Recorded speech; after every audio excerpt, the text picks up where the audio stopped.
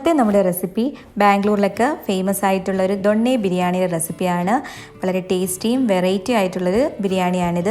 നമ്മൾ സാധാരണ ബിരിയാണിയൊക്കെ ചെയ്യുന്ന സമയത്ത് വെറൈറ്റി ഇഷ്ടപ്പെടുന്നവർക്ക് ചെയ്യാൻ പറ്റിയ നല്ലൊരു റെസിപ്പി കൂടിയാണിത്. ഇത് സെർവ് ചെയ്യുന്നത് ഒരു ഉണങ്ങിയ വാഴയിൽ വെച്ചിട്ടുള്ള ഒരു വട്ടിയുണ്ട്, അതിനകത്താണ്. അതിനെയാണ് ദൊണ്ണെ എന്ന് പറയുന്നത്. അതിൽ സെർവ് ചെയ്യുന്നതുകൊണ്ടാണ് ഇതിനെ ദൊണ്ണെ ബിരിയാണി എന്ന് പറയുന്നത്. നമുക്കിനി റെസിപ്പിയിലോട്ട് പോകാം. അപ്പോൾ അതിനു വേണ്ടി ഞാനിവിടെ 1 കിലോ ചിക്കൻ എടുത്തിട്ടുണ്ട്. ചിക്കൻ നന്നായിട്ട് കഴുകി വൃത്തിയാക്കി വെച്ചിട്ടുണ്ട്. ഇനി ഇതൊന്ന് മാരിനേറ്റ് ചെയ്യണം. അതിനു വേണ്ടി 1 ടീസ്പൂൺ മഞ്ഞൾപ്പൊടി, പിന്നെ ആവശ്യത്തിന് ഉപ്പ്, പിന്നെ ലെമൺ ജ്യൂസ് വേണം, 1 നാരങ്ങയുടെ ഫുൾ നീര് വേണം. അതും കൂടെ ചേർത്തിട്ട് കൈകൊണ്ട് തന്നെ നന്നായിട്ട് മിക്സ് ചെയ്ത് കൊടുക്കാം. ഇനി ഇതൊരു അരമണിക്കൂർ റെസ്റ്റ് ചെയ്യാൻ വേണ്ടി മാറ്റി വെക്കാം. ഈ സമയം കൊണ്ട് നമുക്ക് ബാക്കി മസാലയൊന്ന് തയ്യാറാക്കിയെടുക്കാം.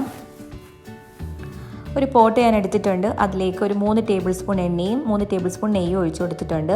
അന്ന് ചൂടാകുമ്പോൾ നമുക്ക് ആ ഹോൾ സ്പൈസസ് എല്ലാം ഒന്ന് ഇട്ട് കൊടുക്കണം. പട്ട, ഗ്രാമ്പു, ഏലക്ക, ബേ ലീവ്സ് ഒക്കെ. പിന്നെ ഇതിലേക്ക് ഒരു 2 സവാള, മീഡിയം സൈസ് സവാളയാണ് വേണ്ടത്, അതിട്ട് കൊടുക്കാം. എന്നിട്ട് ഇതെല്ലാം കൂടെ മിക്സ് ചെയ്ത് ഒന്ന് വഴറ്റിയെടുക്കണം. കുറച്ച് ഉപ്പിട്ട് കൊടുത്താൽ സവാള വേഗം തന്നെ വഴന്ന് കിട്ടുന്നതാണ്.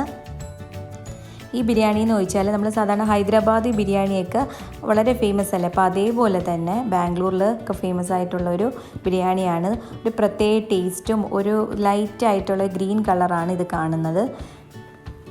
ഇനി ഇതിലേക്ക് വേണ്ടത് ഇഞ്ചി വെളുത്തുള്ളി പേസ്റ്റാണ്. അതൊരു 3 ടേബിൾ സ്പൂൺ ചേർത്ത് കൊടുക്കണം. അത്യാവശ്യം കുറച്ച് ഇഞ്ചി വെളുത്തുള്ളി പേസ്റ്റ് കുറച്ച് കൂടുതൽ തന്നെ വേണം. വീണ്ടും വഴറ്റിയെടുക്കാം. ഇനി അടുത്തതായിട്ട് ഇതിലേക്ക് വേണ്ടത് പച്ചമുളകാണ്. ഞാനിവിടെ ഒരു 8 പച്ചമുളകാണ് ചതച്ചെടുത്തിരിക്കുന്നത്. അത് കുറച്ച് എരിവുള്ളത് തന്നെ പച്ചമുളക് എടുക്കണം. വീണ്ടും വഴറ്റിയെടുക്കണം. അപ്പോൾ ഇത് ഇഞ്ചി വെളുത്തുള്ളി പേസ്റ്റൊക്കെ ഇടുന്ന സമയത്ത് വഴറ്റുമ്പം കുറച്ച് ഇതിൻ്റെ ലോ ഫ്ലെയിമിലാക്കിയിട്ട് വേണം, അധികം ലോ അല്ല, ഒരു മീഡിയം ഫ്ലെയിമിലാക്കിയിട്ട് വേണം വഴറ്റാൻ, അല്ലെങ്കിൽ പെട്ടെന്ന് കയറി ഇത് അടിയിൽ പിടിക്കും.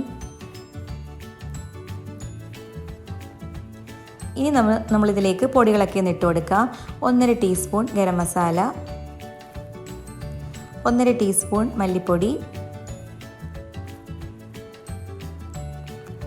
1.5 ടീസ്പൂൺ കുരുമുളക് പൊടി. ഇതിനകത്ത് നമ്മൾ കുരുമുളക് പൊടി കുറച്ച് കൂടുതൽ ചേർക്കണം, മുളക് പൊടി ചേർക്കുന്നില്ല. പിന്നെ ഇതിലേക്ക് 1/2 ടീസ്പൂൺ മഞ്ഞൾപ്പൊടി. ഇനി ഇതെല്ലാം കൂടെ മിക്സ് ചെയ്തെടുക്കാം. ഈ പൊടിയുടെ പച്ചമണം മാറുന്നത് വരെ ഒന്ന് മിക്സ് ചെയ്തെടുക്കണം. ഇതിൽ കുറച്ച് ഞാൻ മഞ്ഞൾപ്പൊടിയെ ചേർത്തിട്ടുള്ളൂ. ഓൾറെഡി ആ മാരിനേറ്റ് ചെയ്ത ചിക്കനകത്ത് മഞ്ഞൾപ്പൊടി ചേർത്തിട്ടുണ്ട്. അതുകൊണ്ട് ഇനി ആവശ്യത്തിന് ഉപ്പ് ചേർത്ത് കൊടുക്കാം. ഇനി അടുത്തതായിട്ട് തക്കാളി ചേർത്ത് കൊടുക്കാം. തക്കാളി ഞാനിവിടെ 2 തക്കാളി, മീഡിയം സൈസിലുള്ള തക്കാളിയാണ് എടുത്തിരിക്കുന്നത്. ഇനി വീണ്ടും മിക്സ് ചെയ്ത് കൊടുക്കണം. ഇനി അടുത്തതായി ഇതിലേക്ക് വേണ്ടത് മല്ലിയും പുതിനയിലയുമാണ്. അത് രണ്ടും കൂടെ 1/2 കപ്പ് വീതം എടുത്തതിന് ശേഷം മിക്സിയിൽ വെച്ച് നന്നായിട്ടൊന്ന് അരച്ചെടുക്കണം. അങ്ങനെ അരച്ചെടുത്തതാണിത്.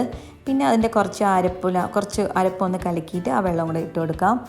വീണ്ടും ഒന്ന് മിക്സ് ചെയ്തെടുക്കാം. ഇതിൻ്റെ മെയിൻ ഇൻഗ്രീഡിയൻ്റ് ആണ് മല്ലിയിലയും പുതിനയിലയും കൂടെ പേസ്റ്റ്. അപ്പോൾ അതുകൊണ്ടാണ് ഇതൊരു ഗ്രീൻ കളർ ഈ ബിരിയാണി ഇരിക്കുന്നത്. എന്നിട്ട് ഇതിൻ്റെ പച്ചമണം മാറുന്നത് വരെ ഒന്ന് വഴറ്റിയെടുക്കണം. മല്ലിയിലയും പുതിനയിലയുടെയൊക്കെ പച്ചമണം ഒന്ന് മാറി വരണം. അതുപോലെ തന്നെ തക്കാളി ഇതിനകത്ത് കിടന്ന് നന്നായിട്ടൊന്ന് വെന്ത് കിട്ടുകയും ചെയ്യണം. അപ്പോൾ 2 മിനിറ്റോളം ഒന്ന് വഴറ്റിയെടുക്കാം. ഇനി അതിന് ശേഷം ഇതിലേക്ക് ചിക്കൻ ഇട്ട് കൊടുക്കാം. ചിക്കൻ ഇട്ട് കൊടുത്തതിന് ശേഷം വീണ്ടും ഇത് നന്നായിട്ട് മിക്സ് ചെയ്ത് കൊടുക്കണം. കാരണം ഈ ചിക്കനകത്ത് ഈ അരപ്പൊക്കെ ഒന്ന് പിടിക്കണം. അതുകൊണ്ട് നല്ല പോലെ തന്നെ മിക്സ് ചെയ്തെടുക്കണം. ഈ ടൈമിൽ ഇപ്പോൾ ഇതിനകത്ത് വെള്ളമൊന്നും ഒഴിച്ചു കൊടുക്കരുത്. വെള്ളം ഒഴിച്ചു കൊടുത്താൽ അധികം ആ മസാലയൊന്നും ഈ ചിക്കനിൽ പിടിക്കത്തില്ല. അപ്പോൾ ഒന്ന് അടച്ച് വെച്ച് കൊടുക്കാമെങ്കിൽ ഒരു 2 മിനിറ്റ് ഒന്ന് അടച്ച് വെക്കുമ്പം തന്നെ ഈ മസാല ഒക്കെ ഈ ചിക്കനിൽ പിടിക്കും.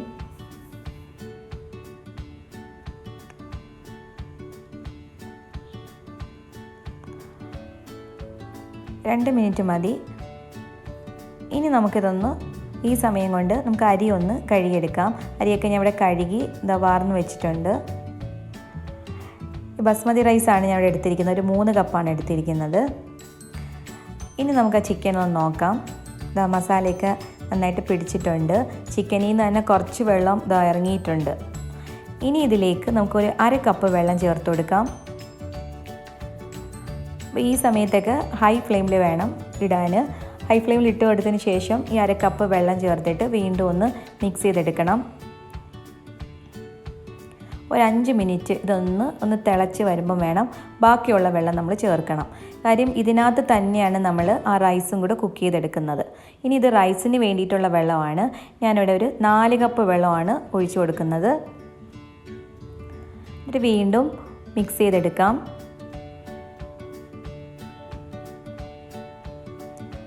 ഈ സമയത്ത് ഉപ്പ് ചേർത്ത് കൊടുക്കാവുന്നതാണ്.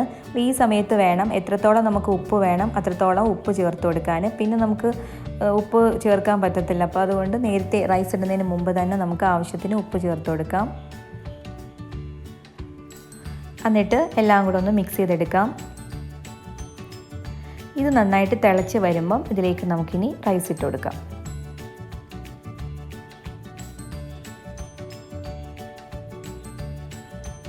വീണ്ടും ഒന്നുകൂടി മിക്സ് ചെയ്ത് കൊടുക്കണം. എന്നിട്ട് നല്ല ഒരു ഹൈ ഫ്ലെയിം ആവുന്നതിന് ശേഷം നല്ല തിളച്ച് വന്നതിന് ശേഷം മാത്രമേ ഇതിൻ്റെ ഫ്ലെയിം ഒന്ന് കുറച്ച് ആക്കാവുള്ളൂ. അപ്പോൾ അതെല്ലാം നല്ല തിളച്ച് വന്നിട്ടുണ്ട്. ഇനി നമുക്ക് ഇതൊന്ന് അടച്ച് വെച്ചിട്ട് ഇതിൻ്റെ ഫ്ലെയിം ഒന്ന് നന്നായിട്ട് ലോ ആക്കണം.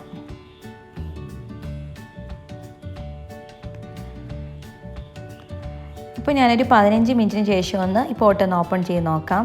കണ്ടോ, അപ്പോൾ നല്ല ആവി വരുന്നുണ്ട്. നല്ലൊരു ഫ്ലേവർ, നല്ലൊരു സ്മെല്ലും ഒക്കെയാണ് കേട്ടോ ഈ സമയത്ത്. കണ്ട റൈസൊക്കെ നന്നായിട്ട് വെന്ത് വന്നിട്ടുണ്ട്. പിന്നെ കുറച്ചുകൂടി ആ വെള്ളമൊക്കെ ഒന്ന് വറ്റാനുണ്ട്. സൈഡിലൊക്കെ കുറച്ച് വെള്ളം ഒന്ന് വറ്റാനുണ്ട്. അപ്പോൾ വീണ്ടും ഒരു 5 മിനിറ്റും കൂടെ ഒന്ന് അടച്ച് വെച്ചിട്ട് ലോ ഫ്ലെയിമിലൊന്ന് കുക്ക് ചെയ്തെടുക്കണം. ഇപ്പം നമ്മുടെ ബിരിയാണി റെഡി ആയിട്ടുണ്ട്. ഇനി ഇതൊരു 10 മിനിറ്റ് കഴിഞ്ഞതിന് ശേഷം വേണം ഇതൊന്ന് സെർവ് ചെയ്യാൻ. ഈ ബിരിയാണി സെർവ് ചെയ്യുന്നത് ഇതേപോലെയുള്ള ഈ വാഴയില, ഡ്രൈ ആയിട്ടുള്ള വാഴയിലയിലെ ഒരു വട്ടിക്കകത്താണ്. ഞാനിപ്പം എന്നെക്കൊണ്ടാവുന്ന പോലെയൊക്കെ ഒരു ഷേപ്പിൽ ഇങ്ങനെ എടുത്തിട്ടുണ്ട് വാഴയില. അപ്പോൾ ഇനി ഇതിലേക്ക് നമുക്ക് ആ ബിരിയാണി ഒന്ന് സെർവ് ചെയ്ത് കൊടുക്കാം. വളരെ ടേസ്റ്റി ആയിട്ടുള്ളൊരു ബിരിയാണി, ഒരു വെറൈറ്റി ഇതുമാണ്, നല്ലൊരു ഫ്ലേവറുമാണ്. നമ്മൾ സാധാരണ ബിരിയാണിയിൽ നിന്നൊക്കെ ഒരു വ്യത്യസ്ത ടേസ്റ്റാണ്. അപ്പോൾ എല്ലാവരും ഒന്ന് ട്രൈ ചെയ്ത് നോക്കുക. അപ്പോൾ ഇതിൻ്റെ മുകളിലൊരു മുട്ടയൊക്കെ വെച്ചിട്ടാണ് ഇത് സെർവ് ചെയ്യുന്നത്. കണ്ട എല്ലാവരും ഒന്ന് ട്രൈ ചെയ്ത് നോക്കുക. പുതിയ റെസിപ്പിയുമായി നമുക്ക് വീണ്ടും കാണാം. Thank you.